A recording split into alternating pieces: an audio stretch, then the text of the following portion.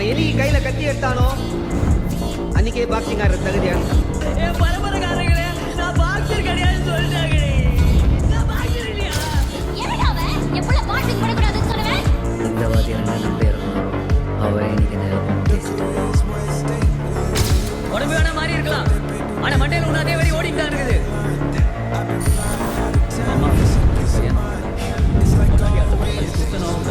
இன்னைக்கு